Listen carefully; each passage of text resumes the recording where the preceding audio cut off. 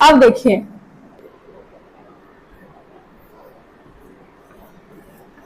एक मैं लिख के अभी आप लोग मुझे बताइए कि कैसे लिखना है। हमने लिखना है, क्या लिखना है? रब। रब शब्द लिखना है। तो र के लिए उर्दू में कौन सा हर्फ है? रे है। आगे ब के लिए कौन सा हर्फ है? बे है। अब ये बताइए कि रे और बे को क्या हम आपस में जोड़ सकते हैं? नहीं। क्यों? वो बड़ा है, वो आधा है। हाँ, रे वही उस 10 वाले में है, ठीक है। तो उसका कहना है कि हम किसी के साथ जुड़ेंगे, अपने साथ नहीं जोड़ेंगे। तो पहले ये वाला आ गया, तो ये अपने साथ नहीं जोड़ेगा, तो र को हम लिखेंगे अलग करके।